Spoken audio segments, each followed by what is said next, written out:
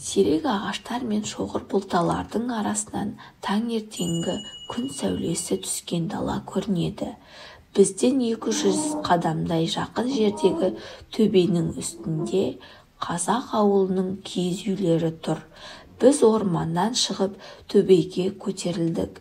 Мен шеткі киіз үйдің ашық тұрған есігінің алдындағы күйген кірпіш үйіндісінің үстіне отыра кеттім де мылтығымды сүртіп, су болған шолақ көртемді шештім. Гайдардың кенеттен таңырқаған үнін естіп, ұшып тұра келдім. Қарасам, киіз үйдің есік алдында қанатын жайып орасан бір бүркіт отыр екен. Бүркітте томаға да, шынжыр да жоқ еді. Мен бүркітті өзіме қарай тартып ем, ол қолымды серпіп жіберді. Бүркіт біздің кім екенімізді, бізге не керек екенін сұрағандай жайлап, сабырлы қалыппен басын еңкейтіп, қанатын қомдады. Оның көзіндегі қоңыр шел қозғалмайды. Мен құстың қырандық көзқарасын еш уақытта көре алмайтынымызды түсіндім. Бүркіт соқыр екен. Қыраным-ай, сен бұл күйге қалай ұшырадың, деді Гайдар. Киіз үйден көмескі жөтел естілді. Үйдің табалдырығынан шапанын қусырып, ақсақалды бір қарт қазақ келді. Біздің сәлемімізге жауап беріп басын изеді. Әскерсің бе? Деді ол менің киіміме қарап. Содан кейін менің қалпағым мен мылтығыма көз қиығын салды да, түсінген адамша күлімсіреді. Аңшы екенсіңдер ғой, деді. Жылы шыраймен бізді үйге шақырды, біз үйге кірдік. Жер еденді тырнағымен тықырлатып, біздің артымыздан бүркітте адамша еріп жүрді. Үй иесі бізді үйдің төріне, 4 қабат киіз үйдің үстіне отырғызды. Қарт бізді тәтті қою шаймен сыйлады. Ауылда ел басшыларының жоқ болғандығына қарт өкініш білдірді. Өйткені жұмыстың нағыз қызған уақыты екен. Тек 2 қарт қана сіздерді қарсы алып отыр. Біреуі мен, біреуі анау деп үй иесі бүркітті көрсетті. Дегенмен қонақтар риза болуы тиіс. Оларды қыранның ең асылы, ең ізгісі қарсы алып отыр. Ол аз үндемей отырды да отқа шөкпек тастап, кеселерге қайта шай құйып, бізге құстың тарихын баяндады. Осы ауылда Мұхтар деген жас аңшы болды. Жетісудағы шекарадан ол бір бала бүркіт алып келді. Оны асырап өсірді. Бүркіт асыранды иттей Мұхтардың тілін түсінетін. Жігіт күні түні далада аңда жүретін. Бір күні ол ауылға өңі қашып, боп-боз болып келді. Өйткені оба ауруына кезіккен екен. Үшөзен деген жерде Дүйсен деген байдың үй ішінің аурудан опат болғанын көреді. Дүйсен өте-мөте бай, оның басқа байларда білетін. Олар түнде өліктерді тонап, оба ауруын басқа ауылдарға таратты. Ол кезде патша заманында, деп күлді қарт, обаны оқпен емдеуші еді. Бізге дәрігерлер келген жоқ. Қолдарына мылтық ұстаған солдаттар ротасы ауылды қоршап тұрып алды. Егер де кім қоршаудан шығуға талпынса, оны атып өлтірді. Немесе біреу бізге көмек болса, оны да өлтірді. Осылайша 1,5 ай өтті. Оба 80 адамды алып кетті. 18 қазақ тірі қалды. Бірақ солдаттар айнала қоршап, ажалдан құтылмақ болғандарды атып тастады. 8 адам аштан өлді. Олар қолына түскеннің бәрін, итті, жылқы терісін, қайыс белбеуді жеді. 11 адам тірі қалған кезде Мұхтар қыранның басынан томағасын, аяғынан шынжырын алып, ұш деді. Қыран ұшып кетті. Өзің аш болсаң, басқалар үшін тамақ табу қиын ғой. Бүркіт тырнағына бір қоянды қыстырып, аздан соң қайтып келеді, тағы ұшып түлкі әкеледі. Бүркіт осылай 20 күн бойы ұшып жүріп, аш адамдарға қорек, біресе қоңыр шіл, біресе қоянның көжегін әкеліп жүрді. Ол адамша қайрат жасап, жақсылық істеді. Сол солдаттар бүркітті атпады.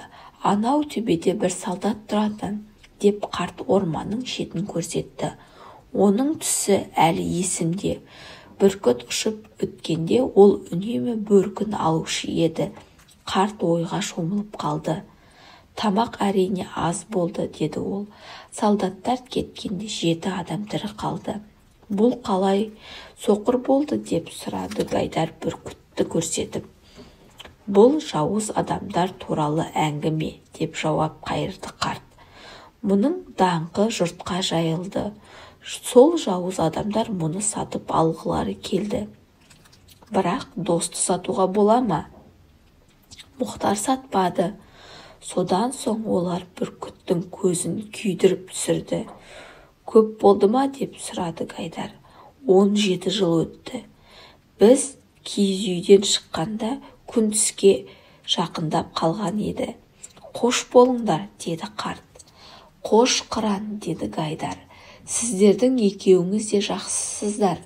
Оны қайдан білдіңіз, деп күлімсіреді қарт. Қоштасып жүріп кеттік. Үйрен, деді маған Гайдар орманда. Соқыр бүркітті адамдар 17 жыл бойы асырап келеді. Жақсылықты ұмытпауды үйрен. Бір көпес орманнан бұлбұл ұстап алып, оны үйіне әкеледі. Бұлбұлға арнап алтыннан тор жасатады. Оны көрсең көзің тоятын қымбат бағалы тастармен әшекелейді. Сөйтіп бұлбұл осындай торға кіргізеді. Құсқа қарап отыратын арнайы қызметші жалдайды. Көпестің бағы сан алуан гүлдердің хош иісіне бөленіп тұрады екен. Бақтың ортасында 7 су бұрқағы бар. Ақ мәрмәрдан жасалған бассейні болады.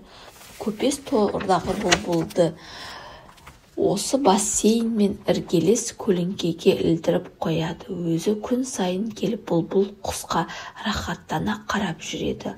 Бұлбұл ылғи мұңды әндер айтып, жабырқау күйге отырады екен. Көпес құстың тілін білетін адам тауып, одан бұлбұл құстың қамығу сырын білуді сұрайды. Көпес мырза, дейді құстың тілін білетін адам, бұлбұл елін жерін сағынады, бостандықты аңсайды. Ол бөгде елде тақта отырғанымша өз елімде кедей болып жүргенім артық, деп ән салады. Бұлбұл құстың күн санап азып жүдеп бара жатқанын көпес те көріп жүреді. Ақыры бір күні торды ашып құсты босатып жібереді. Бұдан кейін көпес пен құстың тілін білетін адам екеуі атқа мініп бұлбұлдың артынан шаба жөнеледі. Бұлбұл биік-биік таулардан, алыс-алыс алқаптардан ұшып өтіп, өзенге шомылып, бұлақтан су ішіп, ұзақ-ұзақ ұшып, ақырында ормандағы қалың ағаштың кеуек қуысына кіріп алып, «Ох, шіркін, отаным, қандай әдемісің!» деп айқайлап жіберіп, сайрай жөнеледі. Бұдақтан бұдаққа, ағаштан ағашқа секіріп жүріп, аса бір көңілді ән шырқайды. «Таң қаламын», дейді көпес. «Мен бұлбұлды алтын торға сан алуан гүлдердің ортасына отырғызып, барлық жағдайын жасадым. Ал ол осының бәрінен ағаштың кеуек қуысын артық көрді». «Көпес мырза», дейді құстың тілін білетін адам, «бұған таң қалма. Әркімге өз отаны, туған үйі қымбат. Бұлбұл қазір отанында, азат, торда емес. Тегінде бәрінен артығы да осы бостандық». Баяғы заманда бір әйел өмір сүріпті. Оның 3 қызы болған екен. Соларды асырап өсіремін деп күндіз түні тынбай еңбек етіпті. Қарлығаштай қалықтаған 3 қызы тез бой жетіп, айдай сұлу болып өсіпті. Бірінен соң бірі тұрмысқа шығыпты. Көп жылдар өтеді, қыздардың шешесі қартайып, бір күні қатты науқастанады. Қыздарына Ақтиіннен хабар айтып жібереді. Тезірек келсін деп айт қыздарыма, көзім тірісінде көріп қалайын дейді ол. Хабарды естіген үлкен қызы, қазір-ақ барар едім, бірақ мына екі легенді тезірек тазартуым керек дейді. Легенді деймісің? дейді Ақтиін. Ендіше сол легеніңнен өмір бойы айырылмайтындай бол. Екі леген сол сәтте үстел үстінен секіріп түсіп, қыздың бірі басынан, бірі аяғынан ұстайды. Қыз еденге құлап түседі, үйден тасбақа болып еңбектеп шығып кетеді. Ақтиін ортаншы қызға жетеді. Анасының ауырып жатқанын туралы хабарлайды. Шешеме дәл қазір жүгіріп барар едім, алайда жәрмеңкеге дейін кенеп тоқып үлгеруің керек дейді ол. Ендіше өмір бойы тоқыл сол кенебіңді, еш уақытта тоқтама дейді Ақтиін. Ортаншы қыз өрмекшіге айналып кетеді. Ақтиін келіп есік қаққанда кенже қыз қамыр илеп жатады.